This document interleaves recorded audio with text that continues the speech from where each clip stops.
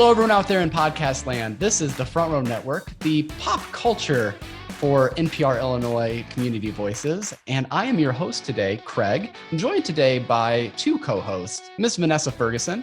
Hello. And our illustrious editor-in-chief, Mr. Jeremy Goeckner. I'm back. I'm not dead yet. We have such a thrilling interview to bring you today, and just a wonderful creative mind that we are thrilled to have gotten the chance to speak to. And we're going to talk to you today with Tamzin Merchant. Vanessa, your thoughts on the interview? Oh, I'm just so excited to speak with her. I'm a huge Pride and Prejudice fan, which was one of her first films. And of course, she has done remarkable things since then. She's written this wonderful book, but I can't deny, I'm very excited just to sneak in a Pride and Prejudice question or two. Mm-hmm. Yes, absolutely.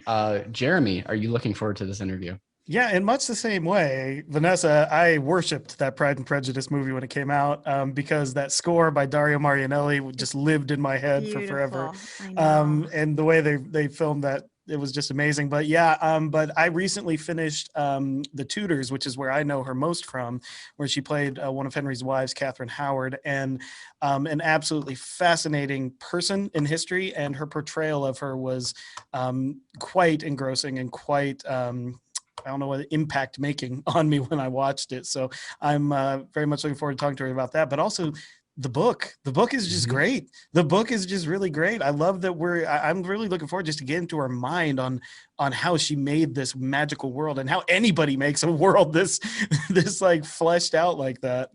That's right. You may know Tamzin as an actress because of Pride and Prejudice and The Tudors, and of course, Carnival Row on Amazon going on right now. But you may not know that she just recently published her first book, The Hatmakers, and it is wonderful. It is so magical. It's great.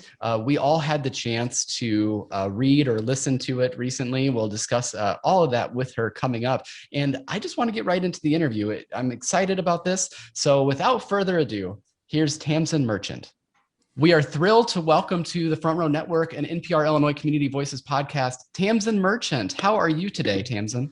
I'm good, thank you. Thanks for having me. Absolutely. And, before we get into the questions, I actually wanted to pay you a compliment and reference an interview that you did in December for a podcast called Pivot Points. It's one of the things I listened to kind of as we're researching not only your new book, The Hatmakers, but also researching the questions we're going to come up with. And I have to tell you, it's a great listen about all things creativity and sort of that process that you go through.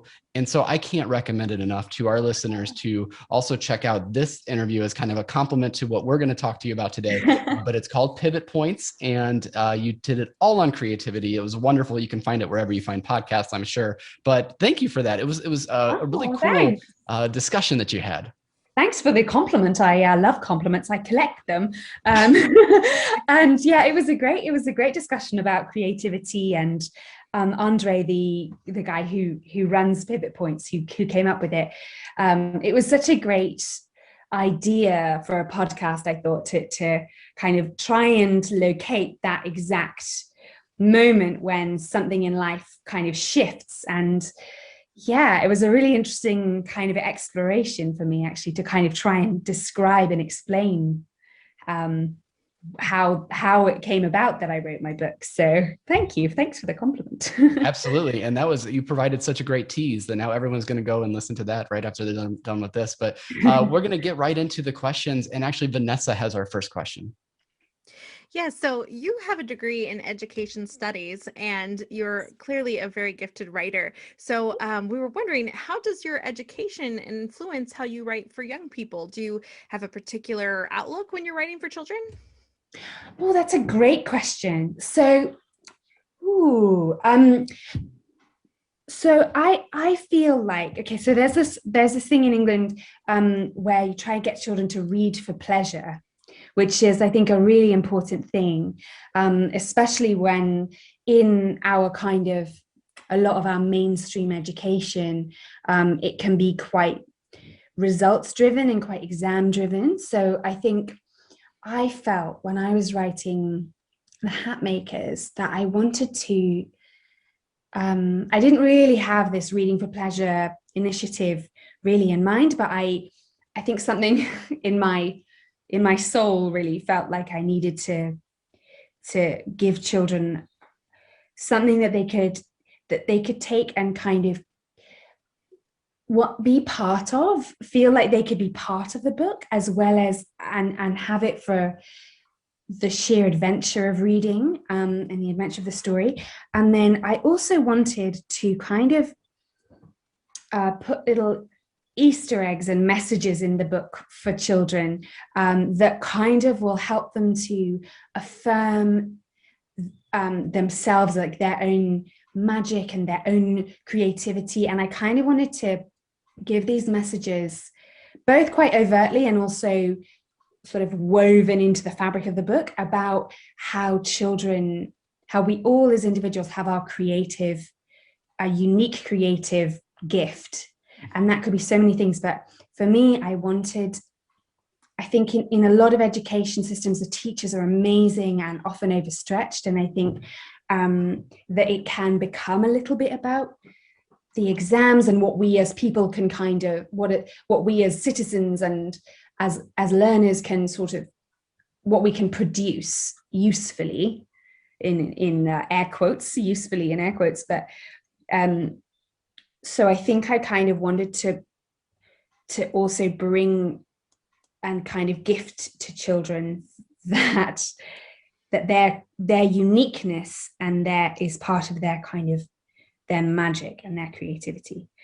That's a big ramble of an answer. I'm so sorry. Perfect. Well, it's so on point though, because even myself, I go back to a lot of the books now that we were assigned to read in school, and some of the great pieces of American literature like Huckleberry Finn or Tom Sawyer and To Kill a Mockingbird. These are stories that we had to read in middle school or high school, but because I wasn't necessarily picking them up for pleasure, I was sort of seeing it as an assignment. And I understand why you have to do that in an educational system. You have to expose children to these works, but I think you're right on there. And speaking of pleasures, I know we mentioned that this book is written for middle school age children, but certainly as adults, you get a lot out of this story as well. And so Jeremy has a question for you. Yeah. Hi, Tamzin. Hi. We, all of us just love the book. And particularly, I really love the story of how you created Cordelia Hatmaker. So, I know you've told it before, but would you mind retelling that for our audience here of how you came up with this character? Yeah, of course. Well, I came up with the idea for the book in a dream that I had. So I had this dream. I was filming Carnival Row, which incidentally is not for kids. Don't let children watch it. It's about fairies, but it's definitely should come with a health warning. But so I was filming this show, and it's set in kind of Victorian steampunk era kind of vibe and in a fantasy world. And there are these amazing costumes, and the costume designer was making these really amazing hats.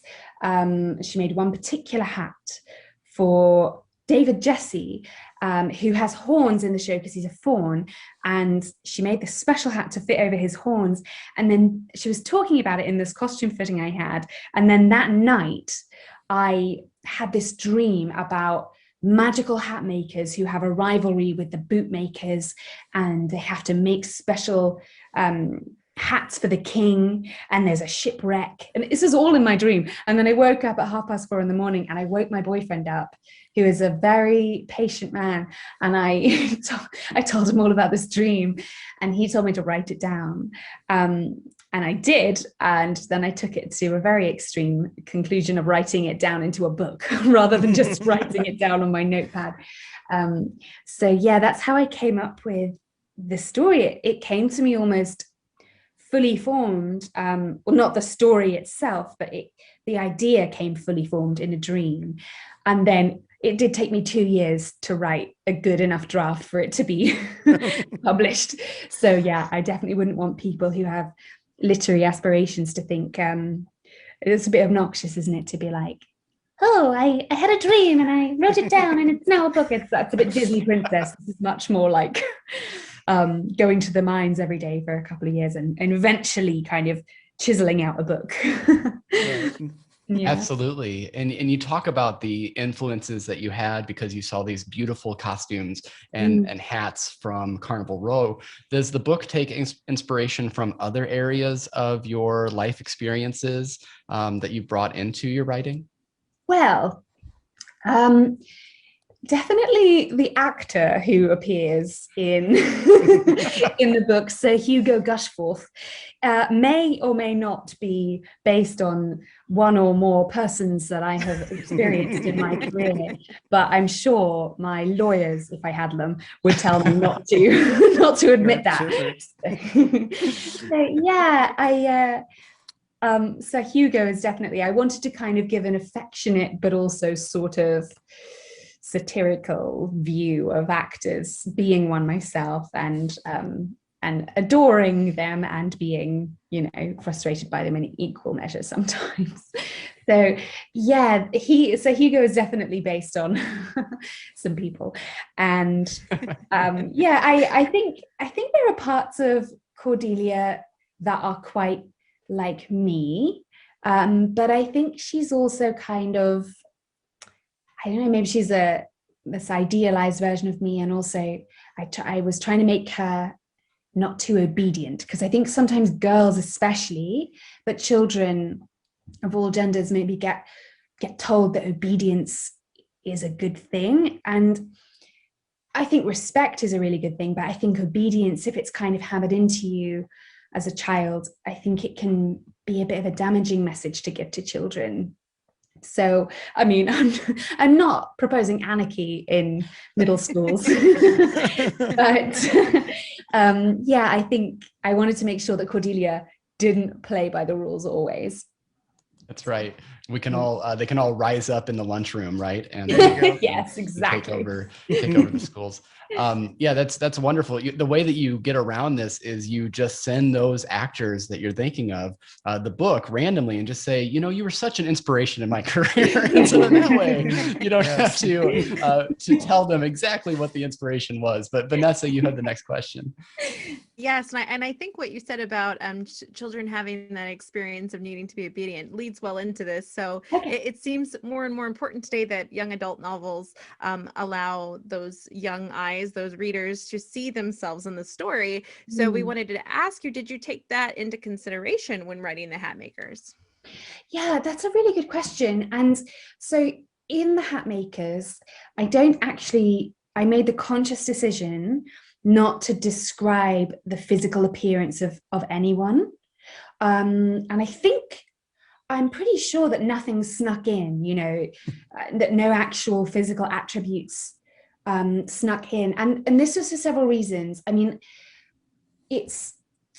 I always imagine myself, and I imagine just people, the kind of spirit of the character is more important than what they look like. And I think sometimes if the spirit comes through and then you get told by the author, oh, this person has, blonde hair, and you always picture them with dark hair or whatever it might be, then that can be slightly jarring. And I wanted children reading the book to really feel like this was as much theirs as it is mine. Like I remember when I was little kind of realizing it was like kind of achieving object permanence, but just achieving the knowledge that there are authors of books, and the books aren't just these magical kind of tomes that sort of come in from another dimension and just tell a story. I realized that they're sort of written by authors, and but what I've realized now becoming an author is that you write the book and then you send it out into the world and it becomes everyone's who reads it.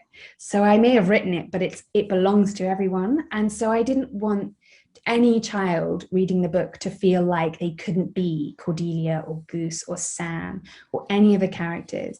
So I made a conscious decision not to describe any of their sort of physical appearance and try to concentrate on the spirit. And also,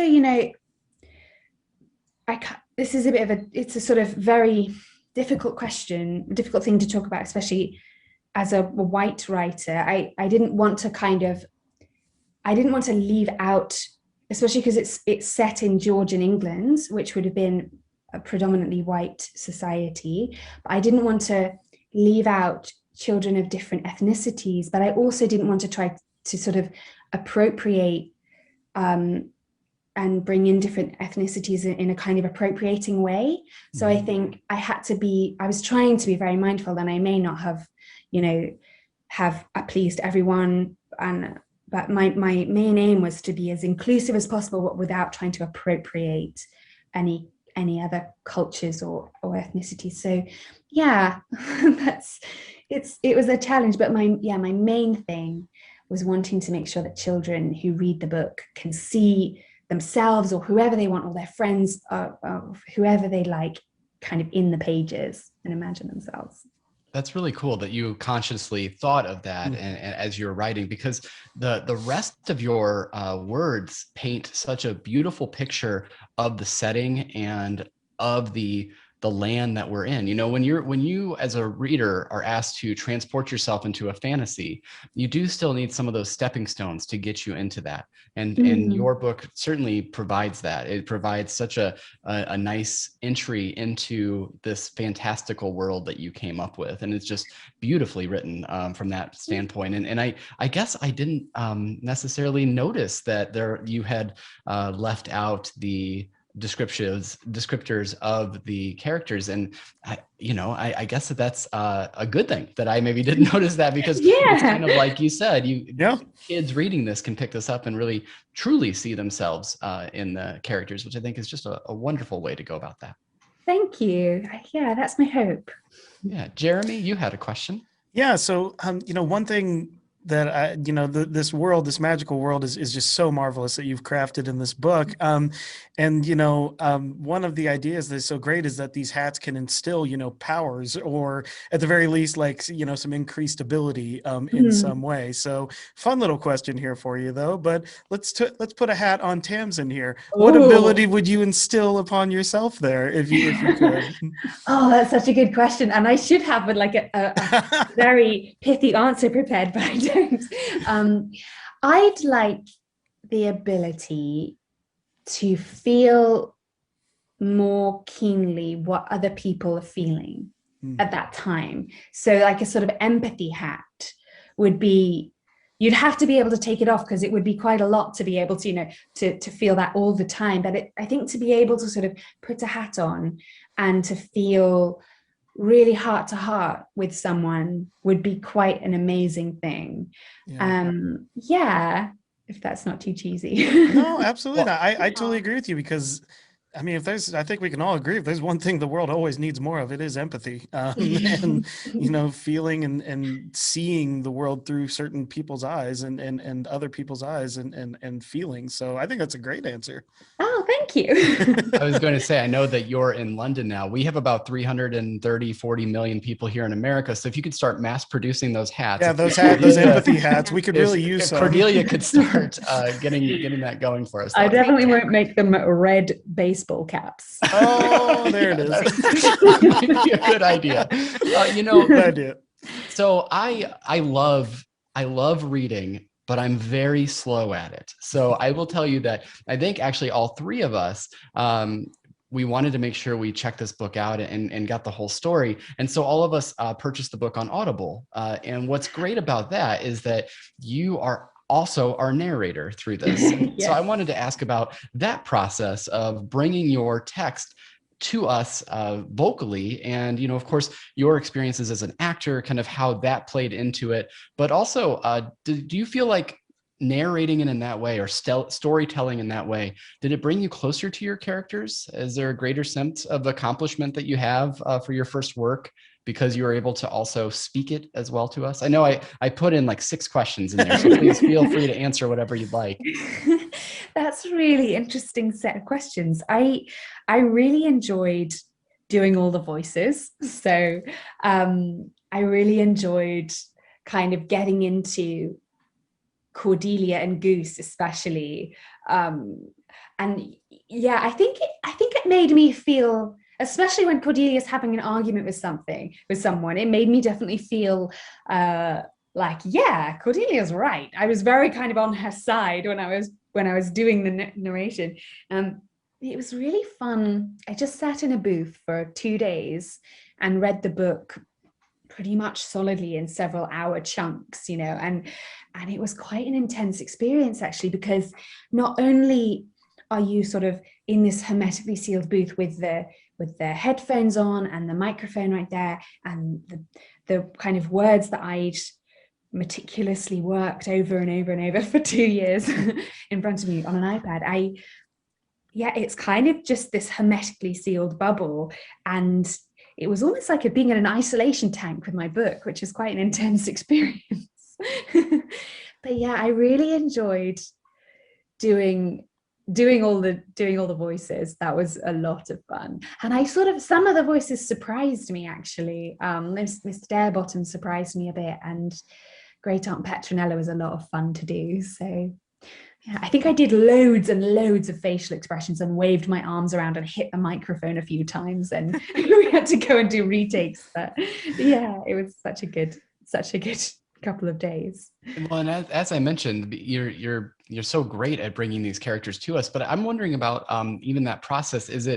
Is that something that the publisher recommends to you because you also have a acting career name associated with your book as well? Or is this something that you wanted to do to also narrate, or kind of how did that work out?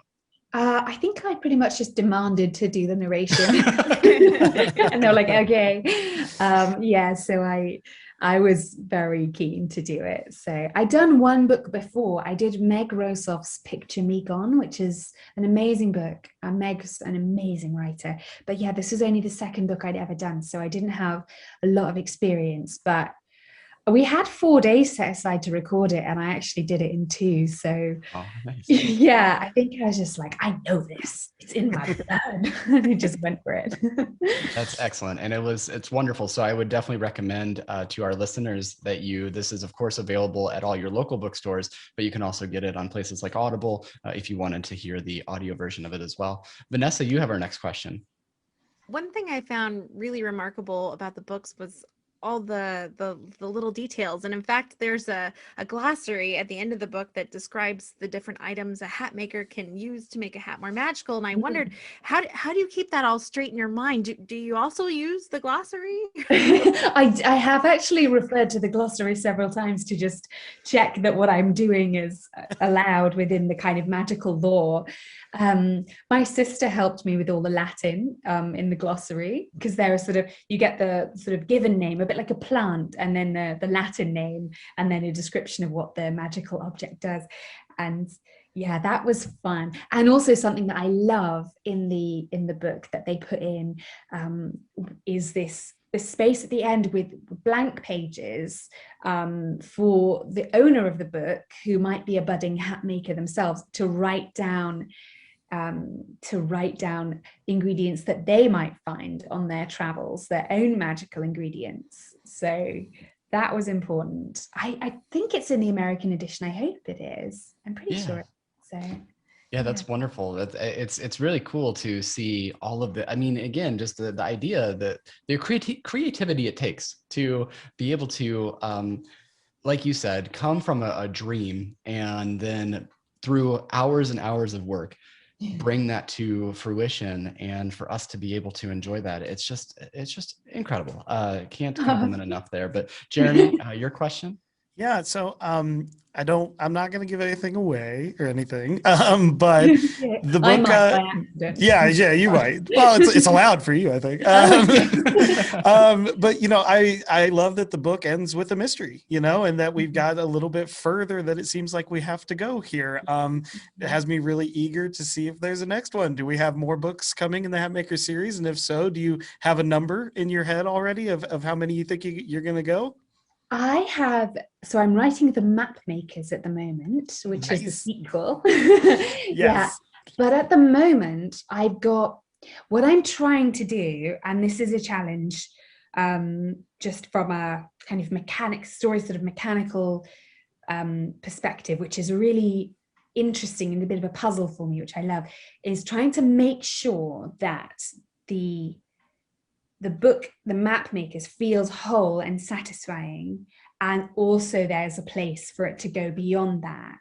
But you know, I hope people really enjoy the Hat Makers, and if they do, then I'll definitely write more after the Hat Makers. Yes. But I want to make sure that the Map Makers feels complete and whole and doesn't leave people too, you know, doesn't leave people hanging on a cliffhanger too much. Yeah. So yeah, it's a balance between kind of leaving a thread. Kind of want to finish the whole tapestry and then leave one thread to be pulled at the end. So yeah, that's the plan and the challenge.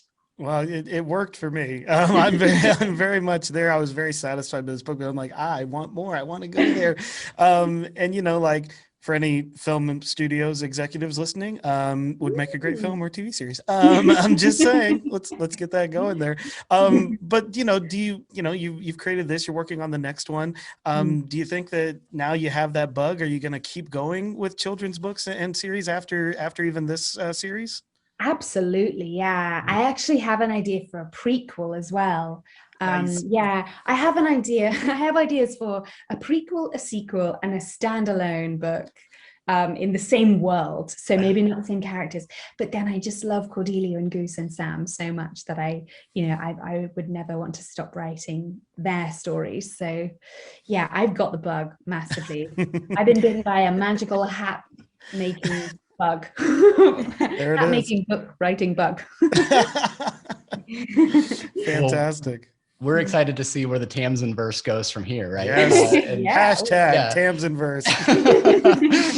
So you've talked about leading from your instincts and having a beginner's mind, meaning that you're not afraid to try new things. And reading about your career and education, you've gotten to try so much. You've, of course, a successful actor, director, writer. What else do you think you might try in the future? Well, I'm always trying gardening. That's always really fun. And I, as you may have read, I'm very bad at painting, but I will continue that. I will continue my abstract portraits of sheep into, you know, hopefully the rest of my life. I think, yeah, for me, I'm really excited to try directing a feature film. I think that to me is a really exciting idea.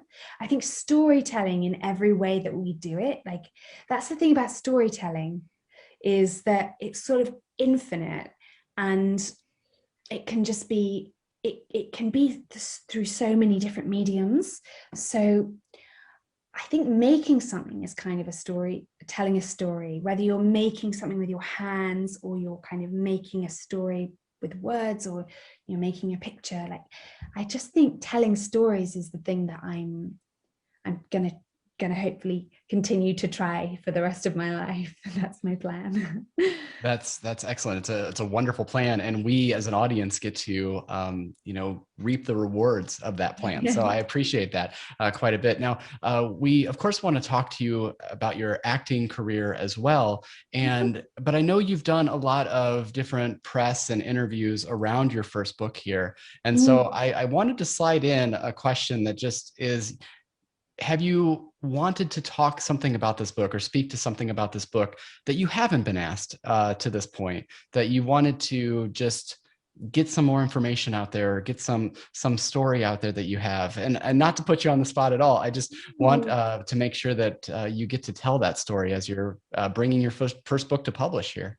Thank you. I think that we sort of touched on earlier, for the first time, how children can kind of see themselves, how I'd really like the children to see themselves in the book. That to me was really important. And I haven't really spoken about that before, which was lovely to talk about.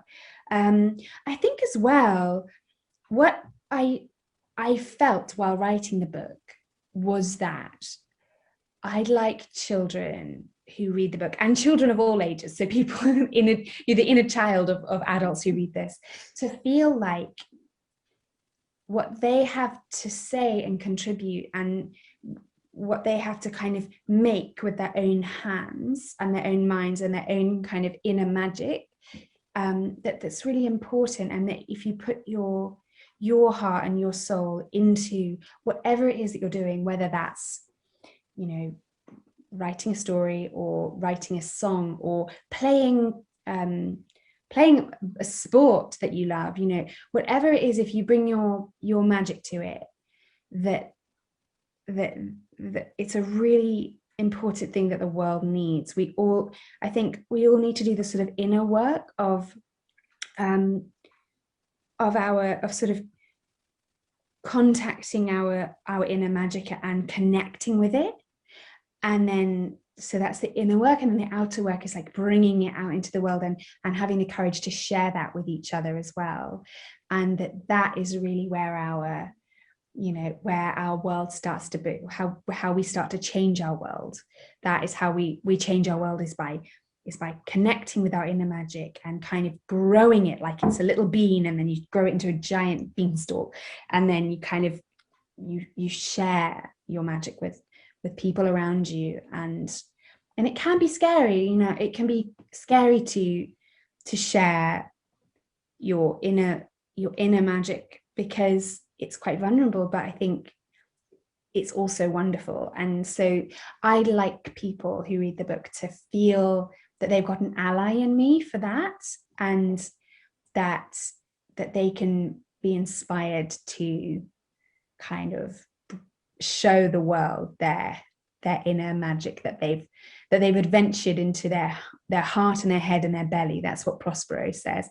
And they've found their magic, and they're willing to share it. Wow, just beautifully said. And I should say that going into this next question, I've known Vanessa now for about a decade. And when we mentioned that this interview was a possibility and talked to her about it, I think that this question might have made her the most excited I have ever seen her. So she is going to ask you a bit about Pride and Prejudice. Amazing. Yeah, I'm really sorry for all the fangirling that's about to happen here. The Pride and Prejudice, it was your first film, and I remember watching it in the theater as a teen, and I fell in love with it. It's beautiful, the characters are wonderful, and the music is beautiful. So I want to ask you, what was that experience like? And I noticed in the extras that many of the characters or the actors got to play hide and seek as kind of a bonding moment. So I wondered if you got to do that too. Oh, sadly, I didn't get to play hide and seek. I know.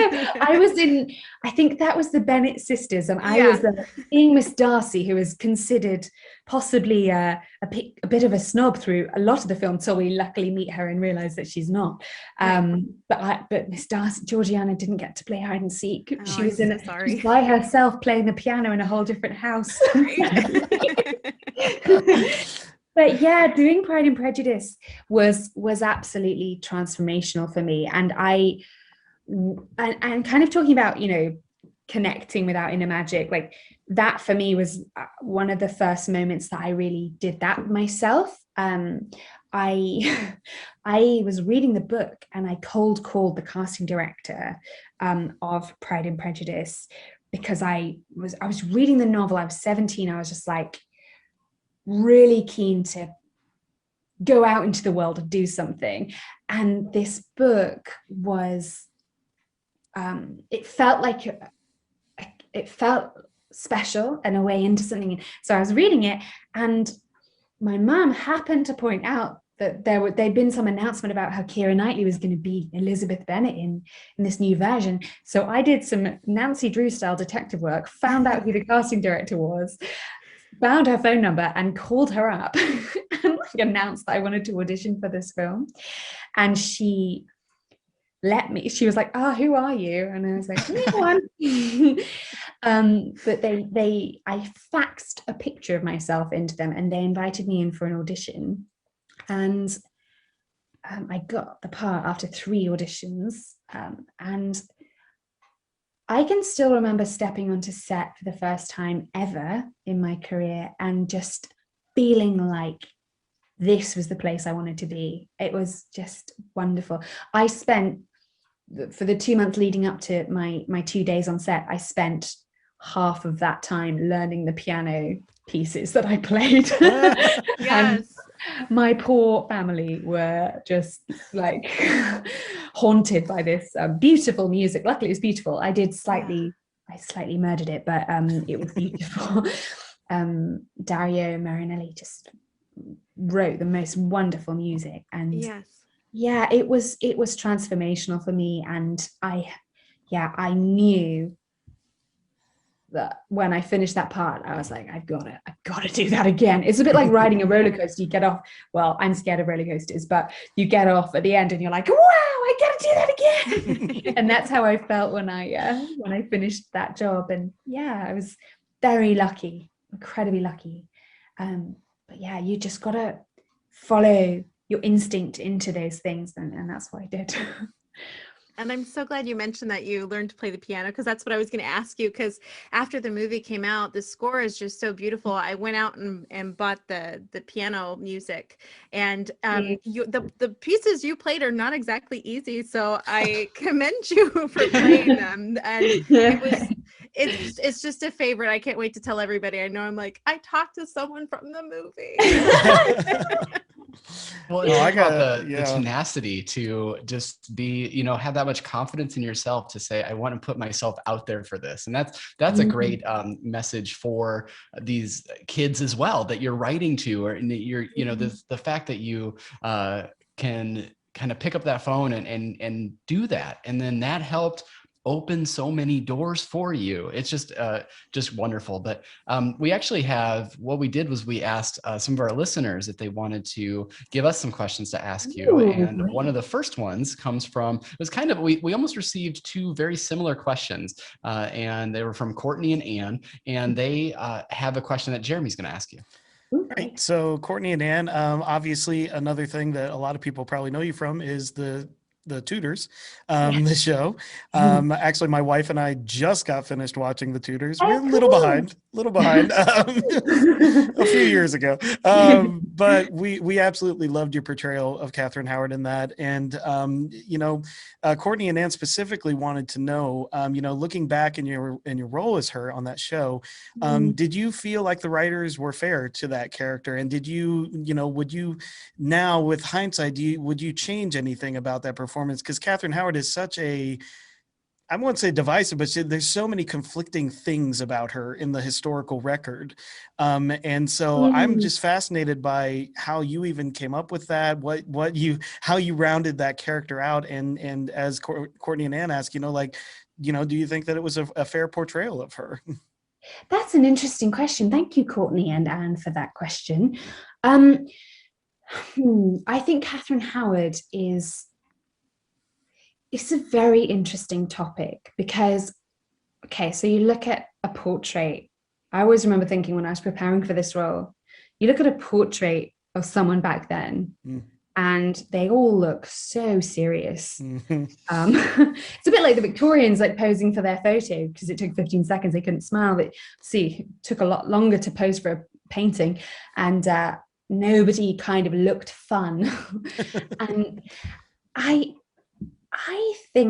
don't think I would change anything about that performance, simply because the way I do all of my acting, because I don't have any formal training, is I just try and follow my nose into it, and I just try and dive in and follow my instincts. And my instincts at that time were telling me Katherine is this young, naive, like life-loving girl who is caught in this sort of cage made by men. She's being used by the men around her. And I think that she was this kind of butterfly trapped in this dark cage. And I think maybe some people think that it was a little frivolous, maybe. I don't know.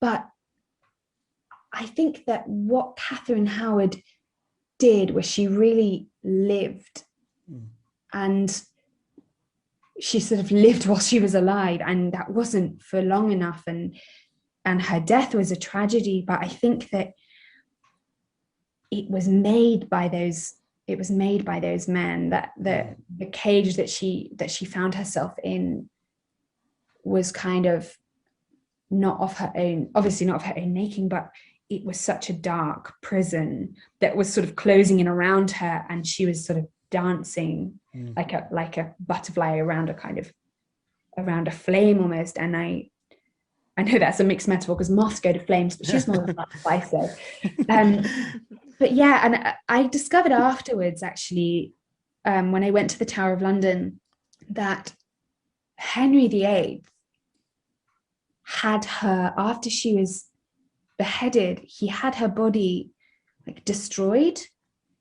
And that made me so sad, because she was a young woman. And I think women through history, especially that king, used women. And I think it was so defiant of her to dance, really. Yeah. I think sometimes dancing is really the only way to defy what cages men or humans, but quite a lot of the time men, put around young women. So that's definitely not to say that I think that my performance or my portrayal was perfect or fair, but I wouldn't change it just because I don't really believe in that changing stuff. So yeah. No, absolutely. And there's, like, full disclosure, I really started getting into researching Henry VIII and his wives after actually a musical called Six that I saw that was all about them. I'm sure you've probably heard of it, but most people know about Anne Boleyn. Most people know about Catherine of Aragon. But when I started getting into Catherine Howard, and they really focused in that musical, like, think about this, a young girl with no parents, out there running wild. She's preyed upon by men since she was like 13 years old. 17 years old, finds herself married to this infirmed King of England as his fifth wife. And then all of a sudden these people like conspire to take her down. And it's, I just thought, like, when you entered that show, it was such a breath of fresh air. And that what ultimately, you're right, because especially those ending scenes where she's in the tower, and this young kid who is so worried and so distraught, and she asks for the block so she can practice laying her head on it, which is a real thing that she did. And the nobility that you did in that scene too. I don't know, more than any other of the queens on that show, your portrayal like stuck with me the most, genuinely. And so I just wanted to tell you that. And not really a question, just a compliment. It really stuck with me. Like, there's just so much tragedy with this character, and you're right, even the histories treat her not nicely. They treat her more as just a conniving, stupid person. And that's just, I just find that so disingenuous. Yeah, I think that we're so often, it sort of speaks to the ongoing kind of difficulty in how women are seen a lot of the time, kind of, especially in power situations, like the last female prime minister we had, all the press talked about was what shoes she was wearing, and like what her outfits. Like, no one talks about Boris Johnson's shoes. I mean, for crying out loud. So I think like women get kind of put into certain categories, and you either have to be, dumb or conniving. Like, why can't you be joyful and foolish, but also maybe emotionally intelligent? Like, the complexity, I think, it's a constantly evolving thing. But I don't really know what I'm saying, but I think that complexity, the complexity of women, especially in those situations, like Catherine Howard was a person, so much more than a rhyme to fit in with divorce, beheaded, died, divorce, beheaded, survived. It's a whole, and I think we all, right now, like, let's be real, that's a Me Too situation, what Catherine Howard was in. Like, she was basically to like Harvey Weinstein, which is an absolutely horrendous horrendous prospect, and you can quote me on that. Come at me hard. What are you going to do? Oh, you're on Rikers Island.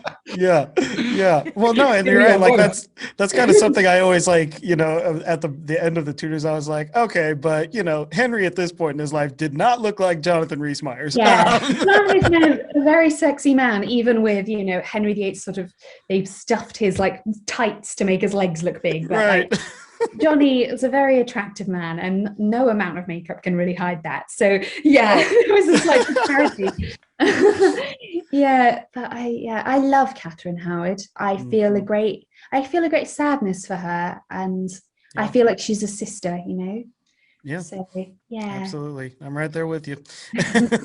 To bring into another property that we absolutely love is Carnival Row. And we've had the opportunity, we've been very fortunate to speak to a lot of creative people during the pandemic. And you took your idea, you brought a book to the world during this time. So thank you for that. But I'm wondering about the filming of Carnival Row and how the experience is different on set due to COVID restrictions and things like that. Have you done much filming for season 2, and how was that different? Yeah, frustratingly, COVID kind of put a big pause right in the middle of season 2. So we sort of had this obviously enforced hiatus last spring because of COVID, and then we went back in August and we did a couple of weeks of filming to get sort of halfway through the season. So we've completed half of the season now, and those 2 weeks of filming with COVID restrictions were quite difficult, and I feel for people who are sort of, and I admire people who are sort of trying to make full big shows right now, or full any shows, to be honest, because it's very difficult because of the nature of Carnival Row, because there are sort of 100 extras in each scene and things. We've had to sort of again take a rain check, but well, not a rain check, a pandemic check, but hopefully we'll be back at it soon. But yeah, filming in those restrictions is very strange.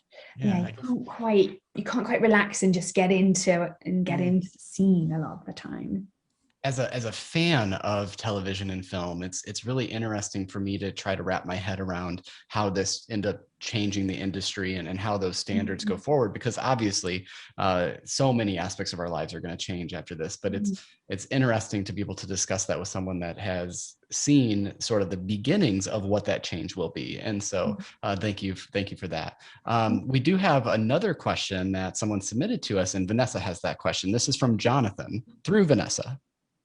So Jonathan would like to know, a lot of your arc as Imogene's Burn Rose is taking on issues of classism and racism as you enter into a passionate relationship with the Puck who moved in next door.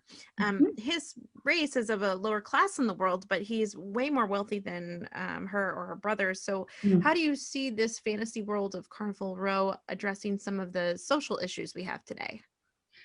Ooh, another excellent question. Thank you, Jonathan.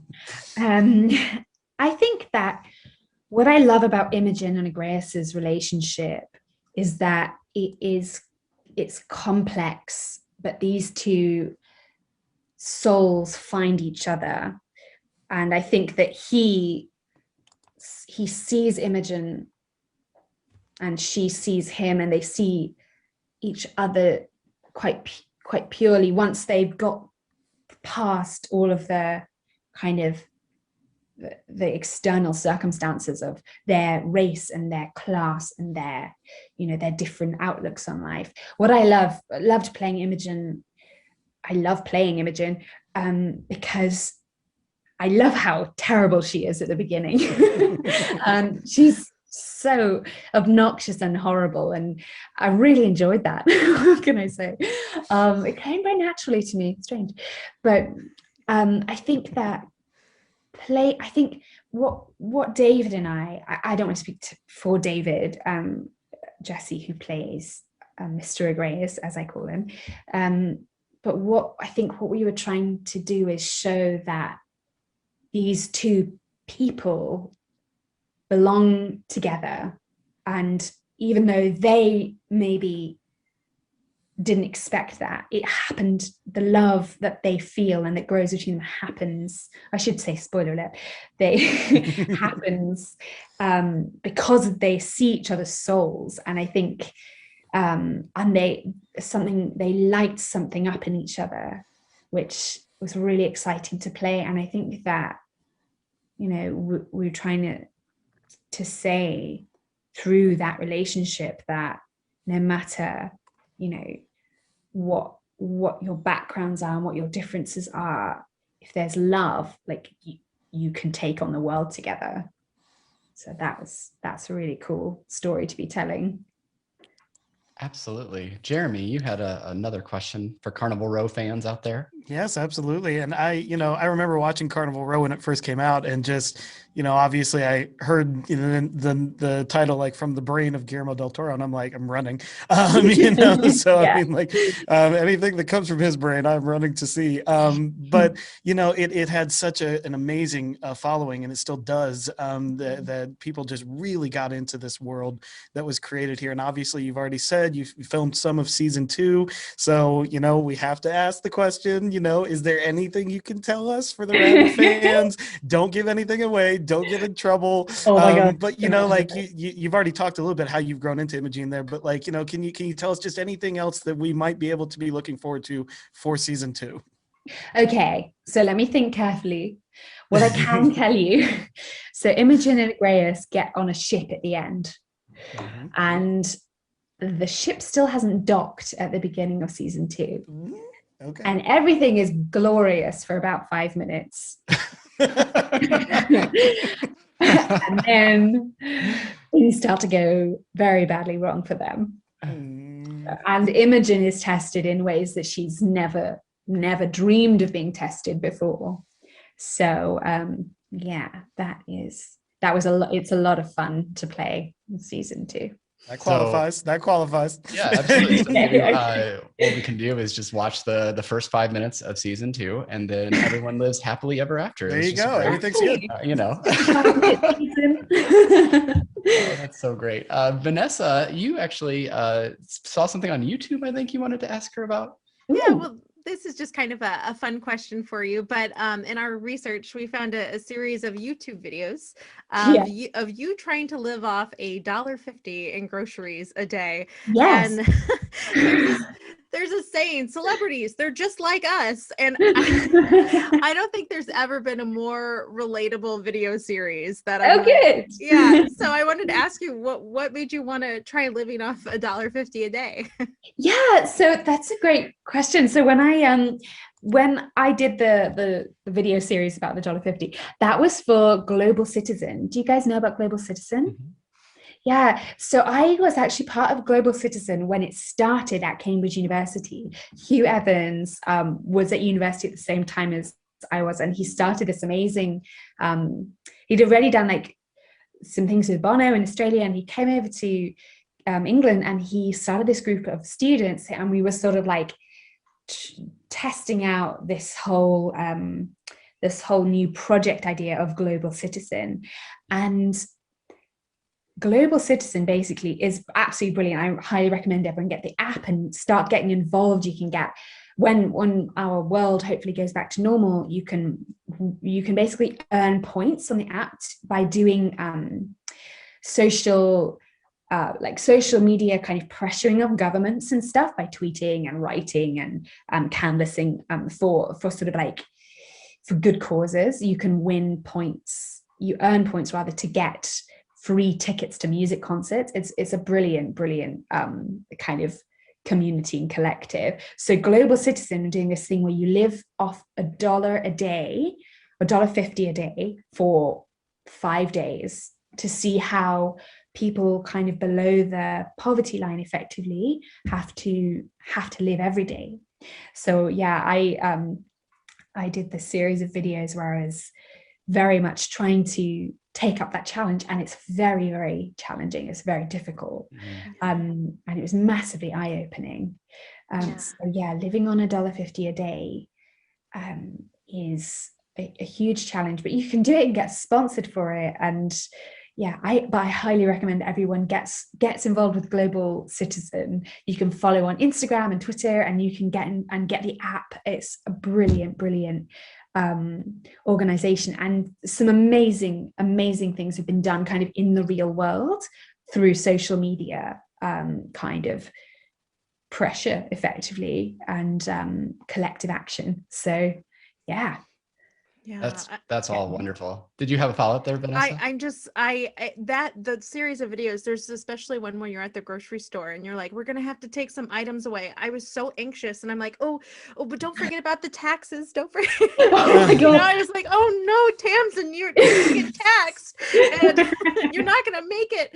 And so I'm thrilled to hear that there was a really noble cause that kind of put me through anxiety so watching it. So that's something I think our listeners and we should all check out.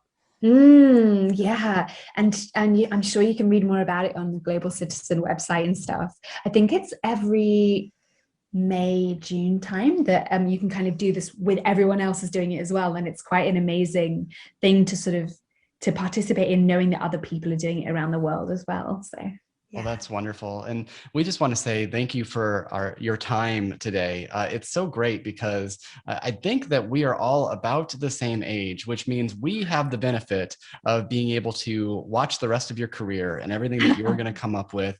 And also it gives us a little bit of a kick to be like, hey, if she's doing this, what can we do? You know, you guys. You're an actor, an author. You're going to be a director of a feature film in the not too distant future. I just things that it's such a lovely time to talk to you today. So thank you so much for your time. Lovely. Thank you guys so much for talking and having such amazing questions, and your enthusiasm is it's wonderful. I really appreciate it, and I'm so glad you all enjoyed the book and everything. So absolutely. Would you like to plug where people can follow you, or maybe go out and purchase the Hat Makers?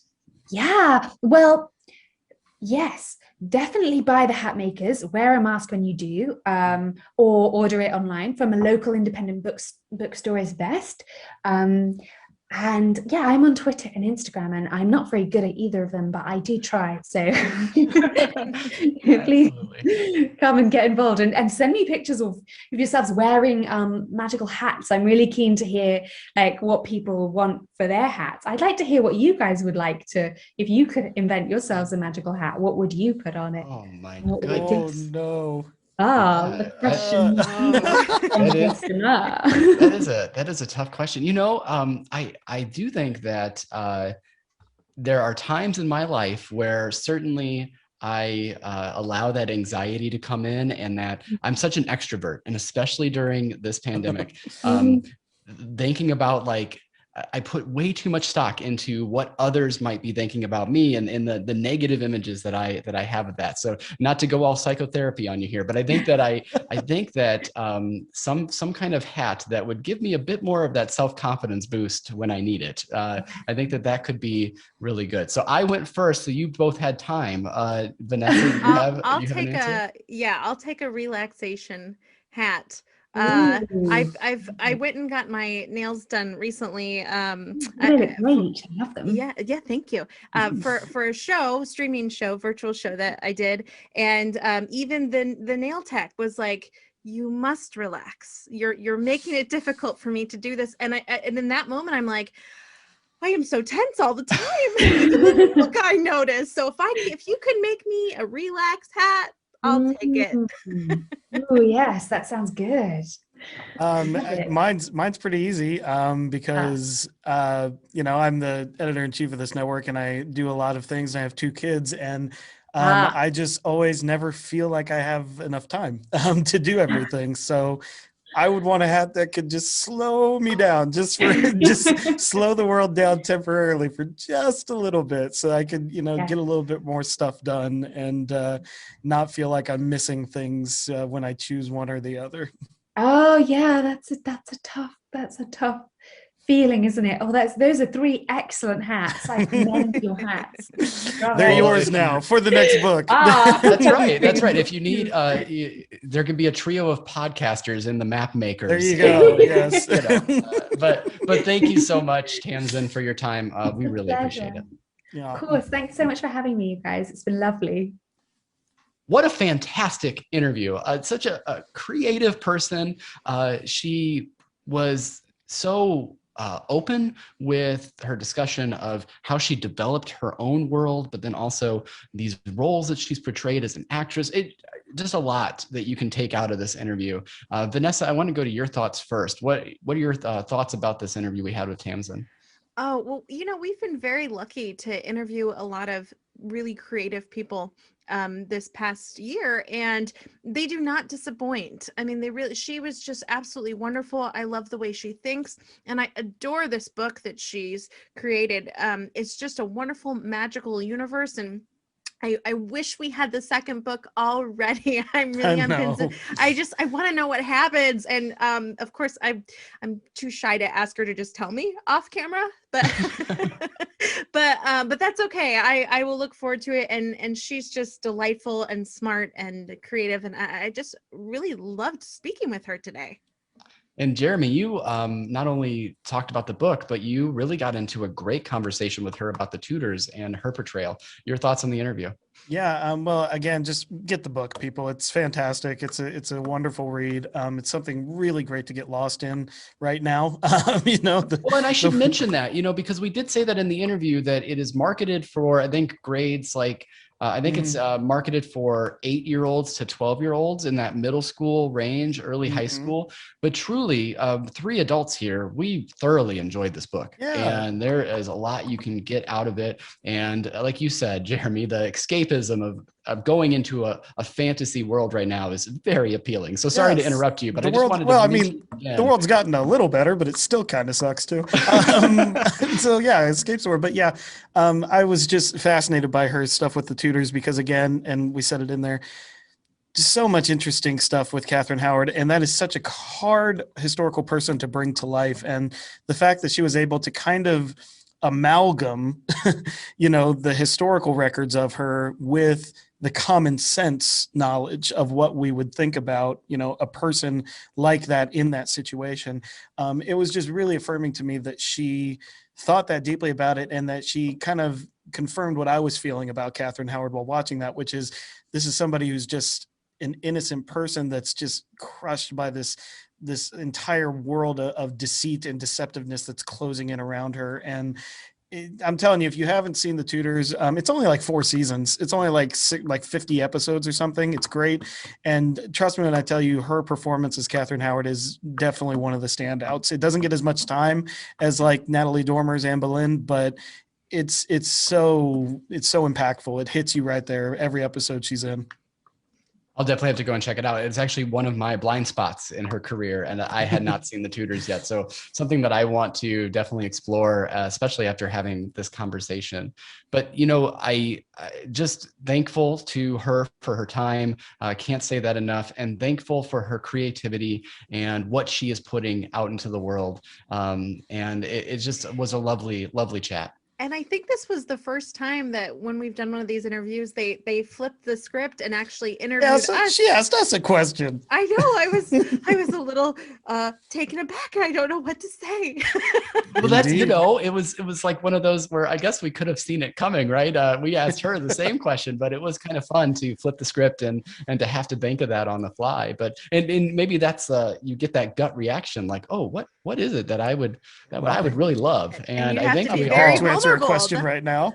Yeah, and it's funny because I was remembering the story about your nails that you told us the other day, and so I was thinking like I kind of nailed that you would get relaxation, and then Jeremy with time. That to me makes sense because you're always juggling so many things all at once. And I never get frustrated with my lack of answering messages because I literally don't have time to even type on a phone. And you know why he doesn't have time? Part of it is because he's doing so much for the Front Row Network, which, of course, you can follow along on social media. You can find us by searching the Front Row Network everywhere, and also Front Row Reviews with a Z on Twitter. You can find us on NPR Illinois Community Voices as well. We have a lot of great things coming up. I mean, look at these amazing interviews that we've been able to have and bring to you. We're so grateful for that. But Vanessa and I happen to be 2/3 of Beyond the Mouse. So Vanessa, what do we have coming up on Beyond the Mouse that you wanted to tell them about? Oh, well, we have a lot of very fun interviews coming up. We're actually on the ball with recording them ahead of time. And one that I think is going to be a very good interview is our 100th episode. We will be celebrating in some way or form and hopefully having some fun guests joining us. So that's definitely something you want to look out for. And you can also go back and look at some of our past episodes. We were very fortunate to interview Evangeline Lilly about her new book as well and her career, and as many of you know, as the Wasp. So we have talked to a Marvel character. We really have. So those are a lot of fun to go back and listen to. And of course, like you said, Craig, we have a lot more in store as the year goes on.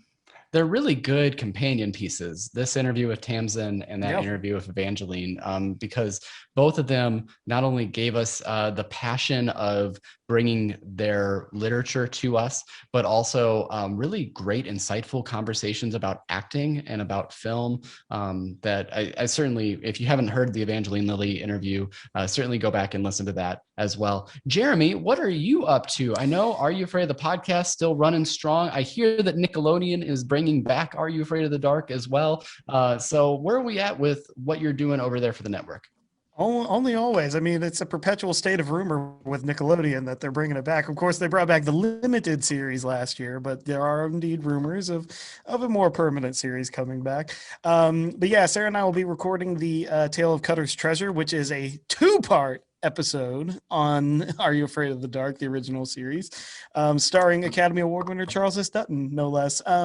But aside from that too, though, I do want to just plug that obviously the show that's kind of breaking the internet right now is WandaVision, and we will be coming out with a comprehensive series review of WandaVision.